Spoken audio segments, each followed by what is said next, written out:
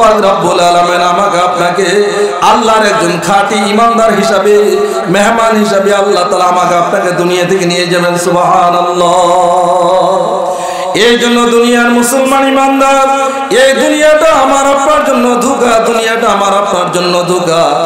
আল্লাহ পাক রব্বুল আলামিন বলেন ওয়ামাল হায়াতুদ দুনিয়া ইল্লা মাতাউল গুরুর।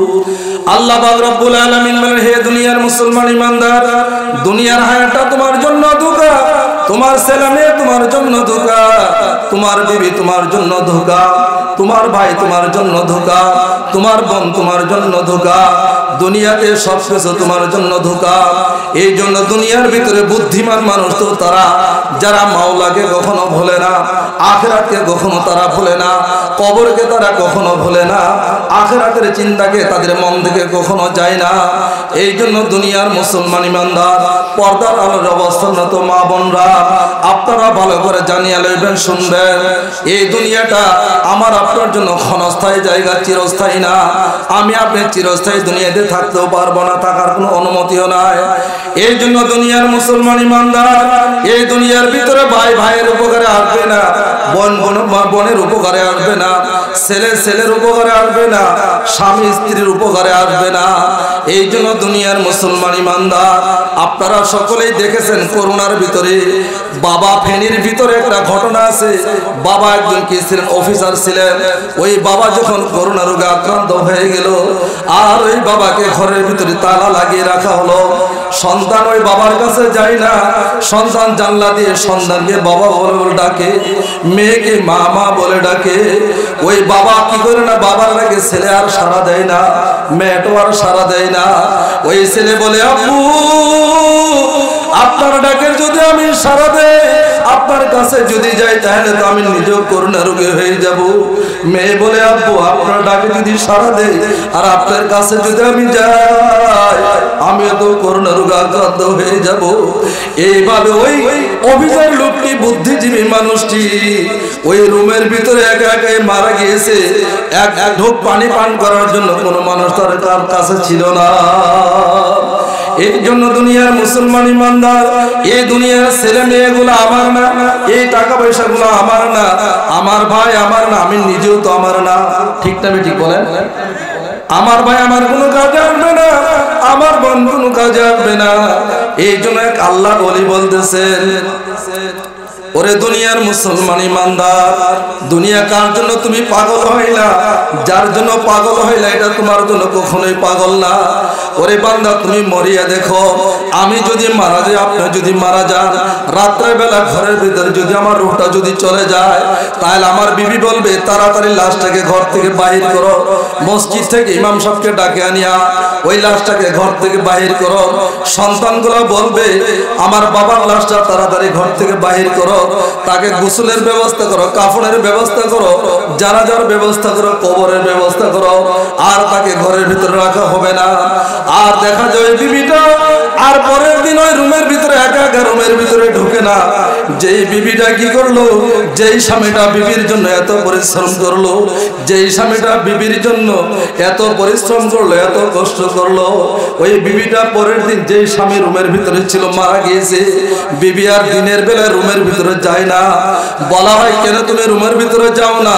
বলা আমার এখানে লাশ ছিল, আমার স্বামী মারা গিয়েছে, আমার তো রুমের ভিতরে যেতে ভয় লাগে, এই জন্য আমি আর যাইতে পারি না।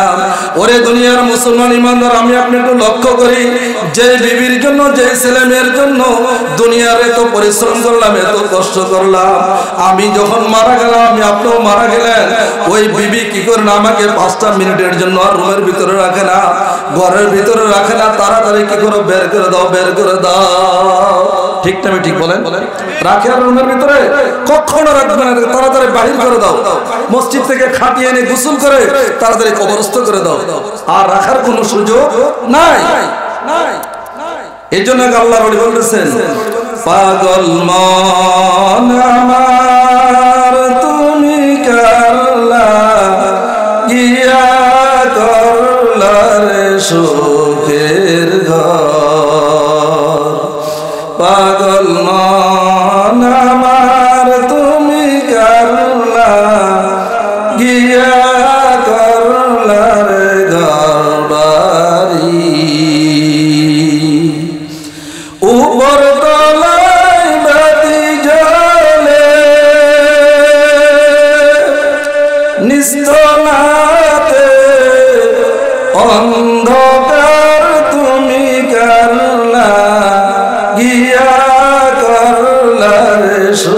সুখের ঘর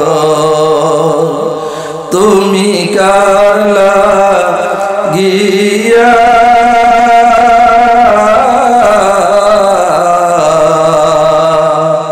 করলার ঘর বাড়ি দুদিনের রংতা মাসা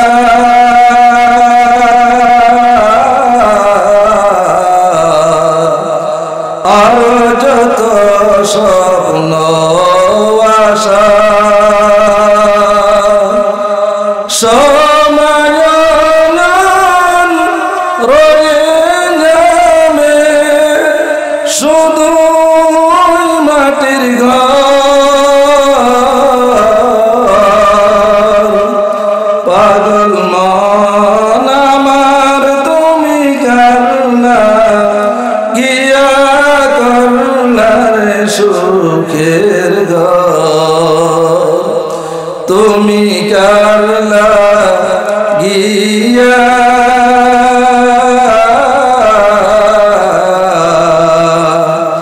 করলার ঘর বাড়ি ভাই বলো বন্ধু বলো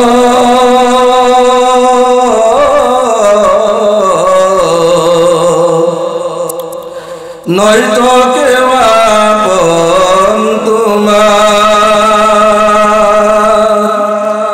দু চারটা দিন কেঁদে রাখবে না যে খোঁজ খবর তুমি করলা গিয়া করলার সুখের ঘর তুমি করলা গিয়া করলার বাড়ি মহান আল্লাহ পাক রব্বুল আলামিনের দরবারে লাখ কোটি শুকর আর সুজুদ যে দয়াময় রব্বুল আলামিন আমাদেরকে বালুরচর আলমাওয়া জামে মসজিদ ও যুব সমাজের উদ্যোগে ইসলামী মহাসম্মেলনের উপস্থিত মুহতারাম সভাপতি সাহেব জাতির মাথার মুকুট আরাসাতুল আম্বিয়া হযরত উলামায়ে কেরাম দূর দূরান্ত থেকে আগত আল্লাহ পাক রব্বুল আলামিনের আশিকিন জাকিরিন শাকিরিন মুহিব্বিন মুরব্বিন আযম সমাবেশী যুবক বন্ধুগণ স্নেহের ছোট ভাই পর্দার আলোর অবস্থানত সম্মানিত মা ও বোনেরা লক্ষ কোটি দরুদ ও সালাম সাইয়্যিদুল মুরসালিন শাফিউল মুজনিবিন খাতামুন নবিয়্যিন রাহমাতুল লিল আলামিন হাবিবে কিবরিয়া আশরাফুল আম্বিয়া হযরত মুহাম্মদুর রাসূলুল্লাহ সাল্লাল্লাহু আলাইহি ওয়াসাল্লামের উপর সর্বোপরি শুকর আদায় করি যাদের অক্লান্ত পরিশ্রমের মাধ্যমে টাকা পয়সা সময় দিয়ে উপস্থিত হয়ে মাইক লাইট প্যান্ডেলের ব্যবস্থাপনার মাধ্যমে আজকে যারা এই সুন্দর আয়োজন করেছেন আল্লাহ পাক রব্বুল আলামিন এই সুন্দর আয়োজনের কারণে আল্লাহ পাক তাদেরকে দুনিয়াতেও শান্তি চির আখিরাতে আল্লাহ পাক রব্বুল আলামিন তারা চির মুক্তির ব্যবস্থা আল্লাহ তাআলা সকলকে জান্নাতুল ফেরদাউসের মেহমান হিসেবে কবুল করুন সকল বলে আমিন। আল্লাহ পাক রব্বুল আলামিন আমাদেরকে যে জায়গার ভিতরে বসার জন্য তৌফিক দান করেছেন এই জায়গাটার দাম আল্লাহর কাছে অনেক দাম, অনেক প্রিয়। যদিও আমার কাছে মনে হচ্ছে আমি জমিনের ভিতরে বসা এমন একটা জায়গা যদি আজকে বিবাহ শাদী অনুষ্ঠানে দেওয়া হতো তাহলে রাগ করে কোনো মেহমান এখানে যেত না, ঠিক না ঠিক বলেন? মুখ খুলে জবান খুলে বলেন যাইতো না। কিন্তু আল্লাহ পাক রব্বুল আলামিন আমাদেরকে কিসের মহব্বতে আমাদেরকে কনকনে শীতের ভিতরে আল্লাহ পাক আমাদের এখানে বসিয়ে রাখলেন। কোনো প্রশাসনের ব্যবস্থা নাই, কোনো কিছুর ব্যবস্থা নাই, একমাত্র সেই দয়াময় রব্বুল আলামিনের মহব্বতে রাসূলের আদর্শকে বাস্তবায়ন করার জন্য রাসূল প্রেমিক হিসাবে আল্লাহ পাক রব্বুল আলামিন আজকে আমাদেরকে এই কনকনে শীতের ভিতরে আল্লাহ পাক আমাদেরকে বসিয়ে রেখেছেন। এই জন্য দয়া রব্বুল আলামিনের শুকর আদায়ার্থে আবার কালিমাতে শুকর উদযাপন করি আলহামদুলিল্লাহ।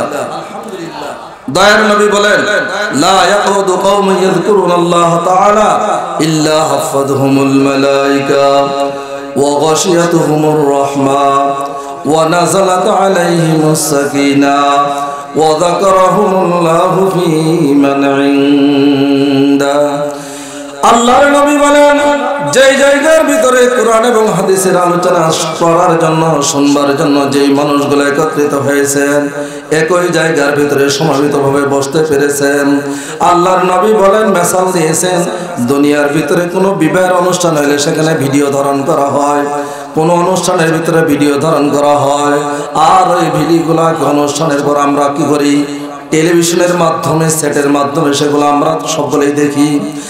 আল্লাহ পাক রব্বুল আলামিন বলেন, আমার কিছু পাগল বান্দা আছে, আমার কিছু পাগল বান্দি আছে, যারা আমি মালিকের মহব্বতে কি করে আরামের ঘুমটাকে হারাম করিয়া, আরামের বিছানাকে হারাম করিয়া, আরামের বিছানাকে ত্যাগ করিয়া আমি মাওলাকে পাওয়ার জন্য আমার ওই পাগল বান্দার বান্দিগুলা আমার উলামায়ে কেরামের, আরাসাতুল আম্বিয়া উলামায়ে কেরামের মুখ থেকে কোরআন হাদিসের আলোচনা শোনার জন্য যারা বসে চাইল, বসে গিয়েছে, আমি আল্লাহ পাক রব্বুল আলামিন আমার অগণিত ফেরেশতাগুলো তাদের ওই ভিডিওগুলো ধারণ করিয়া আমি মালিকের কাছে পেশ করে, মালিক, বালুরচর মাওয়া মসজিদের সামনে আপনার বান্দাগুলা কোরআন হাদিসের আলোচনা শ্রবণ করার জন্য বসেছে গো মাওলা।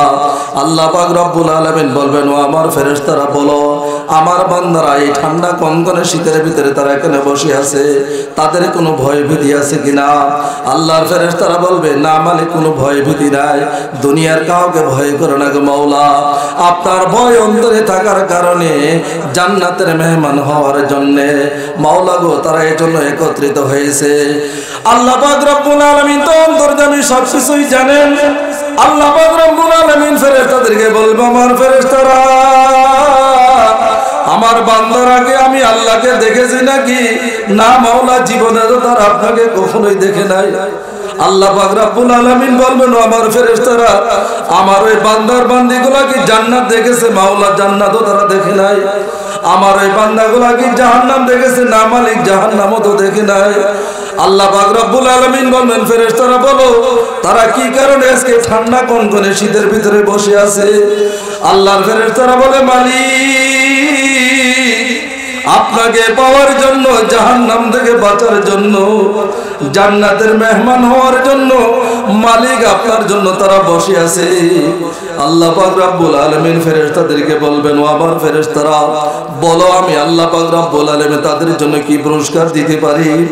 আল্লাহ পাক রব্বুল আলামিন বলেন, ফেরেশতারা তোমরা আজকে সাক্ষী থাকো, আমি আল্লাহ পাক রব্বুল আলামিন তাদের জন্য একটা সুসংবাদ দিতেছি। ويغفر لكم ذنوبكم والله غفور رحيم। ফেরেশতারা তোমরা সাক্ষী থাকো, আমি আল্লাহ পাক রব্বুল আলামিন আমার ওই বান্দার বান্দীদেরকে যে শয়তানের ধোঁকায় পড়ে যে গুনাহের কাজ করেছিল, নাফরমানি করেছিল, আমি আল্লাহ পাক রব্বুল আলামিন তাদের চিরজীবনের গুনাহগুলো মাফ করিয়া আমি আল্লাহ তাদেরকে জান্নাতি মেহমান হিসেবে কবুল করে নিলাম। সুবহানাল্লাহ। তাহলে আমরা এখানে বসতে পেরে খুশি নাকি নারাজ বলেন তো? সকলেই খুশি। যদিও দুনিয়া সামান্য কষ্টের জায়গা, দুনিয়া তো কষ্টের জায়গা, এই দুনিয়ার জন্য আমি আপনি কত না পরিশ্রম করতেছি, কত মেহনত করতেছি, রাত্র দিন 24টা ঘন্টা মাথার ঘাম পায়ে ফেলে নিজের বিবি বাচ্চার জন্য, সংসার চালানোর জন্য, তাদের জন্য আমি কতই না কষ্ট করতেছি, কত পরিশ্রম করতেছি, কিন্তু আল্লাহ পাক রব্বুল আলামিনের জন্য আমি আপনি যদি এই সামান্য কষ্ট যদি সহ্য করতে না পারি, বরদাস্ত করতে না পারি, তাহলে ওরে দুনিয়ার মুসলমান ইমানদার ওই 50,000 বছর পর্যন্ত আমাকে আপনাকে হাসরের ময়দানে দাঁড়িয়ে থাকতে হবে। কবরের ভিতরে 40,000 বছর পর্যন্ত আমাকে আপনাকে থাকতে হবে। ওই কবর এমন একটা ভয়ানক জায়গা, কবর বড় অশান্তির জায়গা।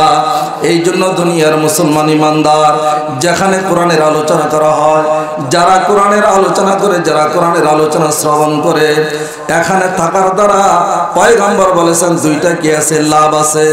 এক নম্বরে মুসলমান তোমার আমলের ব্যাটারি কি হয়, চার্জ হয়। আমলের ব্যাটারি কি হয়, চার্জ হয়। দুই নম্বরে নবীজি বলে যে মুসলমান ইমানদার কোরআন হাদিসের আলোচনার জায়গার ভিতরে বসতে পারলো, দুই নম্বর হলো তাদের ভিতরে নতুন নতুন কথা, কোরআন হাদিসের আলোচনার কথা, মাসআলা মাসাইলের কথা। পয়গম্বর বলেন যে মুসলমান ইমানদার কোরআন হাদিসের আলোচনার ভিতরে বসতে পারলো, ওই বান্দা একটা মাসআলা শিখতে পারলো, কেমন করিয়া ওযু করতে হয়, কেমন করিয়া গোসল করতে হয়, কেমন করিয়া নামাজ পড়তে হয়। ওরে দুনিয়ার মুসলমান ইমানদার, আপনিও নামাজ পড়েন, আমিও নামাজ পড়ি। আমার এই নামাজটা আল্লাহ পাকের হুকুম এবং রসুলের আদর্শ মোতাবেক হয় কিনা এটা আমার একটু জানার দরকার। ওরে দুনিয়ার মুসলমান ইমানদার, দুনিয়ার জন্য আমি সবকিছুই বুঝলাম, দুনিয়ার জন্য সবকিছুই করলাম, কিন্তু মাওলার জন্য আমি আপনি কতটুকু সময় দিলাম? দেখবেন নামাজের পরে অনেক মুসলমান কি করে, নামাজের পরে মুনাজাত ধরিয়া কান্নাকাটি করে, কিন্তু অনেক মুসলমান ভাই আছেন আমার কয়দিন নামাজ পড়ার পরে মোনাজাত করার পরে আমার চোখের ভিতরে পানি আসলো। এটা একটু চিন্তার বিষয়, ফিকিরের বিষয়। ওরে দুনিয়ার মুসলমান ইমানদার, চোখের পানি বড় দাম, চোখের পানি বড় দাম। চোখের পানি বান্দা, যে বান্দা কি করবে মাওলার ভয়ে, জাহান্নামের ভয়ে, মাওলাকে রাজি খুশি করার জন্য যেই বান্দার চোখ থেকে এক ফোঁটা পানি বাইর হইল, আল্লাহ পাক রব্বুল আলামিন তার জন্য জাহান্নামের আগুনগুলা চিরতরে হারাম করে দেন। আলহামদুলিল্লাহ। তাহলে এই মাহফিলগুলা কান্নার মাহফিল, এই মাহফিলগুলা কোরআনকে জানার মাহফিল, এই মাহফিলগুলা হাদিসকে জানার মাহফিল, এই মাহফিল কবরে কেমনে আমি জীবন কাটাইব সেখানে শিখার জায়গা এই মাহফিল।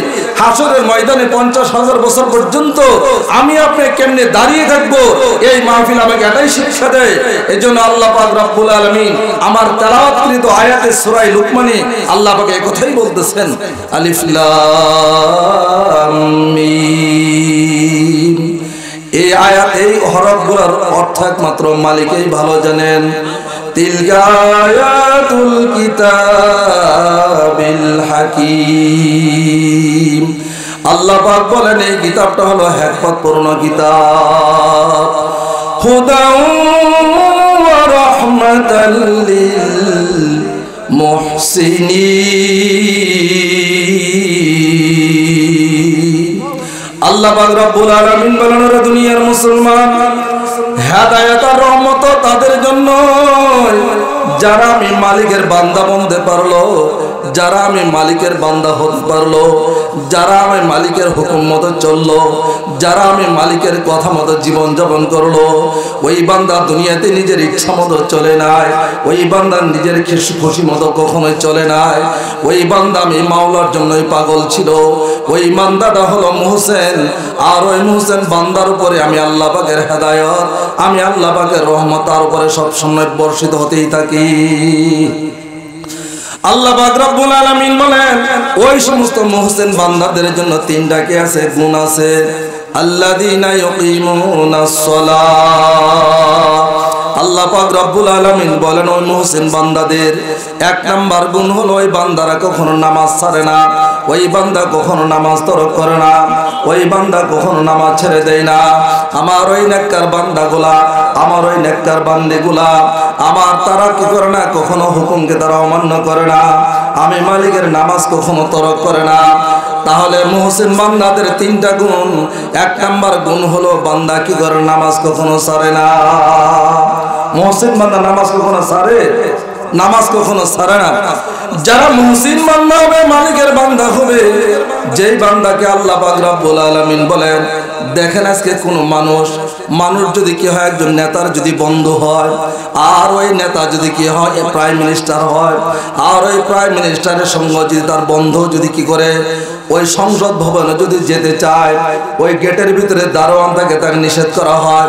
এই সংসদের ভিতরে সংসদ সদস্য ছাড়া এখানে ঢোকার কোনো অনুমতি নাই, কিন্তু ভিতর থেকে প্রাইম মিনিস্টার বলতেছে ওইটা আমার বন্ধু, তাকে তোমরা ছেড়ে দাও, আটকে রাখো না, ছেড়ে দাও, ছেড়ে দাও। ওই প্রাইম মিনিস্টার যদি বলে আমার বন্ধুকে তোমরা ছেড়ে দাও আর আটকে রাখিও না, তাহলে ওই বান্দাকে ওই দারোয়ানে কখনো আটকে রাখতে পারে না, কখনো আটকে আদায় করা আমরা মুসলমানদের কর্তব্য। এটা মুহসিন বান্দার 2 নম্বর গুণ। যারা আল্লাহর প্রিয় বান্দা তাদের 2 নম্বর গুণ হচ্ছে কি যাকাত আদায় করা। তাহলে দেখা যায় অনেক মানুষ যাকাত ফরজ, যাকাত আদায় করা হচ্ছে না, মালের যাকাত দেওয়া হচ্ছে না, মাল অনেক সম্পদ আছে কিন্তু যাকাত দেওয়া হচ্ছে না। গরিব মিসকিন অসহায় কষ্টে দিনাতিপাত করছে কিন্তু তাদেরকে যাকাতের টাকা দেওয়া হয় না। এই জন্য যারা এই কাজটা যারা করবেন না তারা মুহসিন বান্দা থেকে তাদের নামটা কেটে যাবে। এই জন্য আল্লাহ তাআলা আমাদের সবাইকে মুহসিন বান্দার ভিতরে আল্লাহ তাআলা আমাদের সকলের নামগুলোকে আল্লাহ তাআলা লিপিবদ্ধ করে দেন। সকলে বলে আমিন। 3 নম্বর আল্লাহ পাক রব্বুল আলামিন বলেন وَأَهُمْ بِالْآخِرَةِ هُمْ يُوقِنُونَ। যারা মুহসিন বান্দা আল্লাহর প্রিয় পাত্র, আল্লাহর যারা প্রিয় বান্দী হবে সব সময় তারা আখিরাতের উপর ভরসা করবে, সব সময় তারা আখিরাতকে বিশ্বাস করবে, আখিরাতকে কখনো তারা অবিশ্বাস করবে না, আখিরাতকে কখনো তারা অমান্য করবে না। এটা হচ্ছে মুহসিন বান্দাদের জন্য 3 নম্বর গুণ। এই জন্য দুনিয়ার মুসলমান ইমানদার আপনিও দুনিয়াতেও থাকবেন না, আমিও তো দুনিয়াতেও থাকবেন না। দেখেন এই অত্র এলাকার ভিতরে কত বড় বড় টাকাওয়ালা মালিক ছিল, আজকে তারা জমিনের নিচে আজকে তারা ঘুমাইতেছে। বড় বড় সম্পদের মালিক ছিল, তারা আজকে জমিনের নিচে ঘুমাইতেছে। বহুত বড় বড় ক্ষমতাবান মানুষ ছিল, আজকে তারা জমিনের নিচে ঘুমাইতেছে। ওই এমন কতগুলো মানুষ আছে যাদের কবরের পাশে গিয়ে সালাম দেওয়ার কোনো মানুষ নাই, আলহামদু সূরা পড়িয়া দোয়া করার কোনো মানুষ নাই, সূরা ইখলাস তেলাওয়াত করিয়া দোয়া করার কোনো মানুষ নাই। এই জন্য দুনিয়ার মুসলমান ইমানদার দুনিয়া থেকে যাওয়ার আগে কিছু আমল, কিছু নেক আমল, কিছু ভালো আমল দুনিয়াতে আপনি রেখে যান। আপনার একজন সন্তান দুনিয়াতে রেখে যান, আপনার একজন দিনদার মেয়ে দুনিয়াতে রেখে যান। ও পর্দানশীল মা বোনেরা পর্দার ভিতরে থাকিয়া জীবন যাপন করেন, আল্লাহ পাকের হুকুম মতো রসুলের তরিকা মতো জীবনটাকে পরিচালনা করেন। ও মা আপনি একটু জানিয়ে রাখেন, চিন্তা করেন আপনার এই দুনিয়ার ভিতরে খেলার মাঠের ভিতরে কত বন্ধু বান্ধব ছিল, আজকে তারা অনেকে তো দুনিয়া থেকে বিদায় হয়ে গিয়েছে। স্কুলের ভিতরে পড়ার টেবিলে কত বন্ধু বান্ধব ছিল, আজকে তো অনেকেই নাই। এই জন্য দুনিয়ার মুসলমান ইমানদার আমি কখন চলে যাই, আপনি কখন চলে যান এটার কোনো গ্যারান্টি নাই, কখন আমি চলে যাই এটার কোনো গ্যারান্টি নাই। আমি আপনি কখন দুনিয়া থেকে চলে যাই কোনো গ্যারান্টি নাই, আমি কখন চলে যাব কোনো গ্যারান্টি নাই। দেখা যায় বাবার আগে দুনিয়া থেকে সন্তান চলে যায়, দুনিয়ার ভিতরে নিজের সন্তান আব্বু আব্বু বলে ডাকে, বাবার মনটা বড় শান্ত হয়ে যায়। নিজের মেয়েটা আম্মুকে আম্মু বলে ডাকলে কতই না শান্তি লাগে। কিন্তু দেখা যায় ওই মালিক আপনার আমার দিকে তাকিয়ে থাকে, ওই সন্তানটা যখন আব্বু আম্মু বলে ডাকে আমার মনটা বড় শান্ত হয়ে যায়। কিন্তু দেখা যায় আল্লাহ পাক রব্বুল আলামিন বলে আমার ওই বান্দার বান্দির থেকে ওই আদরের সন্তানটা আব্বু আম্মু ডাকা সন্তানটাকে আমি আল্লাহ তাদের কাছ থেকে ছিনিয়ে নিই। ওরে বান্দা তোমার সন্তানকে তো দুনিয়াতে রাখতে পারলা না, তোমার মেয়েটাকে তো দুনিয়াতে রাখতে পারলা না, কারণ রাখার মতো তোমার কোনো ক্ষমতা আমি আল্লাহ দেইনি, ক্ষমতা তোমাকে দেওয়া হয়নি, ক্ষমতা তোমাকে দেওয়া হয়নি। এই জন্য দুনিয়ার মুসলমান ইমানদার ওই আখিরাতের জন্য আমাকে আপনাকে কিছু পুঁজি জমাইতে হবে। ওরে দুনিয়ার মুসলমান ইমানদার আখিরাতের জন্য কিছু সামানা তৈরি করে নিতে হবে আমাকে আপনাকে। এই মাহফিলটা হলো আখিরাতের সামানা তৈরি করার মাহফিল, এই মাহফিলটা হলো আখিরাতের নাজাত পাওয়ার মাহফিল। ওরে দুনিয়ার মুসলমান ইমানদার আজকে আমরা এখানে সমবেত হয়েছি, কোরআন হাদিসের আলোচনা শুনতেছি।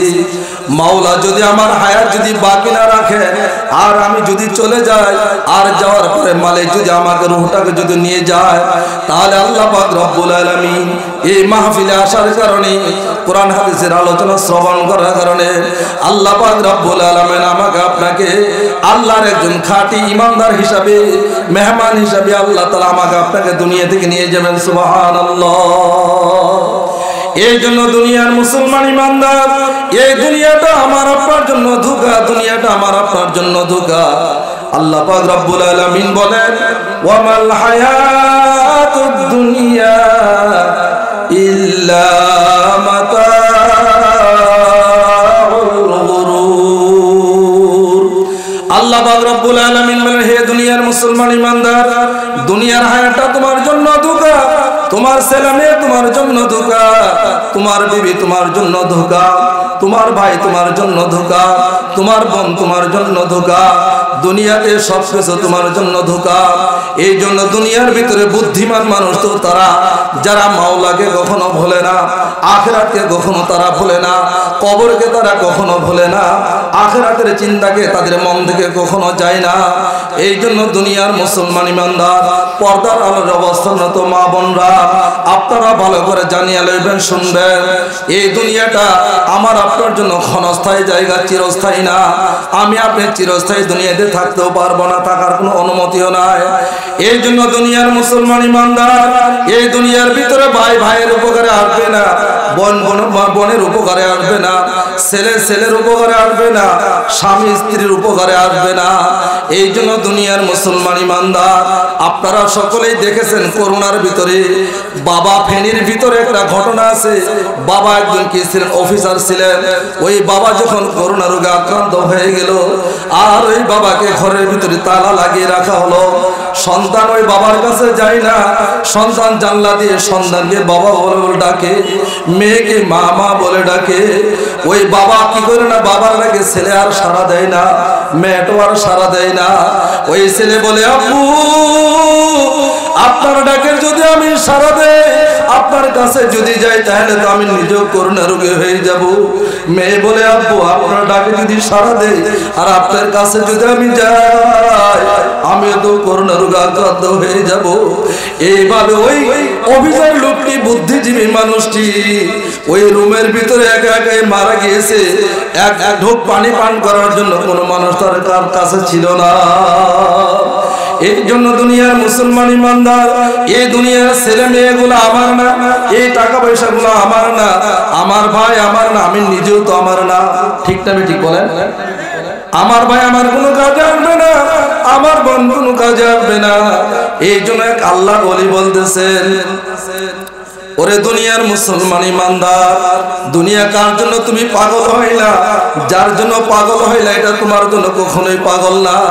ওরে বান্দা তুমি মরিয়া দেখো, আমি যদি মারা যাই, আপনি যদি মারা যান, রাত্রের বেলা ঘরের ভিতরে যদি আমার রূহটা যদি চলে যায়, তাহলে আমার বিবি বলবে তাড়াতাড়ি লাশটাকে ঘর থেকে বাহির করো, মসজিদ থেকে ইমাম সাহেবকে ডাকে আনিয়া ওই লাশটাকে ঘর থেকে বাহির করো। সন্তানগুলো বলবে আমার বাবার লাশটা তাড়াতাড়ি ঘর থেকে বাহির করো, তাকে গোসলের ব্যবস্থা করো, কাফনের ব্যবস্থা করো, জানাজার ব্যবস্থা করো, কবরের ব্যবস্থা করো। আর তাকে ঘরের ভিতরে রাখা হবে না। আর দেখা যায় বিবিটা আর পরের দিন ওই রুমের ভিতরে একা একা রুমের ভিতরে ঢুকে না। যেই বিবিটা কি করলো, যেই স্বামীটা বিবির জন্য এত পরিশ্রম করলো, যেই স্বামীটা বিবির জন্য এত পরিশ্রম করলো, এত কষ্ট করলো, ওই বিবিটা পরের দিন যেই স্বামী রুমের ভিতরে ছিল মারা গিয়েছে, বিবি আর দিনের বেলা রুমের ভিতরে যায় না। বলা হয় কেন তুমি রুমের ভিতরে যাও না? বলা আমার এখানে লাশ ছিল, আমার স্বামী মারা গিয়েছে, আমার তো রুমের ভিতরে যেতে ভয় লাগে, এই জন্য আমি আর যাইতে পারি না। ওরে দুনিয়ার মুসলমান ইমানদার, আমি আপনি একটু লক্ষ্য করি, যে বিবির জন্য, যে ছেলে মেয়ের জন্য দুনিয়ার এত পরিশ্রম করলাম, এত কষ্ট করলাম, আমি যখন মারা গেলাম, আমি আপনিও মারা গেলেন, ওই বিবি কি করে না আমাকে 5টা মিনিটের জন্য আর রুমের ভিতরে রাখে না, ঘরের ভিতরে রাখে না, তাড়াতাড়ি কি করে বের করে দাও, বের করে দাও। ঠিক না ঠিক বলেন? রাখে আর রুমের ভিতরে? কখনো রাখবে না, তাড়াতাড়ি বাহির করে দাও, মসজিদ থেকে খাটিয়ে এনে গোসল করে তাড়াতাড়ি কবরস্থ করে দাও। আর রাখার কোনো সুযোগ নাই। এই জন্য আল্লাহ বলি বলতেছেন, পাগল মন আমার তুমি কারলা গিয়া করলা রে সুখের ঘর। পাগল মন আমার তুমি কারলা গিয়া করলা রে ঘর বাড়ি।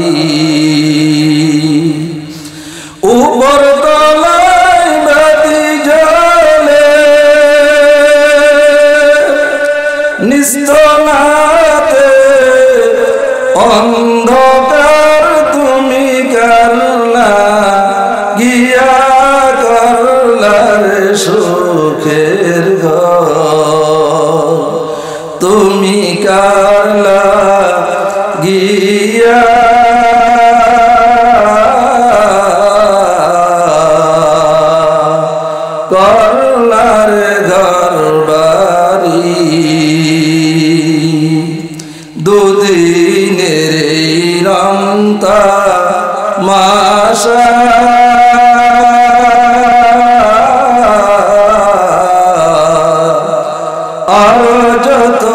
স্বপ্ন আশা সমায়ন রয়ে যাবে শুধু মাটির ঘর পাগল মন আমার তুমি কারনা গিয়া করলার সুখের ঘর তুমি কারলা গিয়া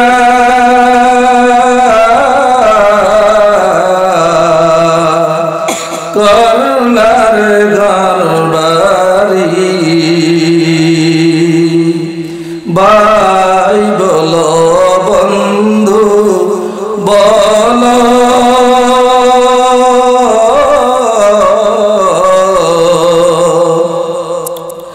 নয়তো কেউ আপন তোমার দু চারটা দিন কেঁদে রাগবে না যে খোঁজ খবর তুমি কারলা গিয়া করলার সুখের ঘর তুমি কারলা গিয়া করলার বা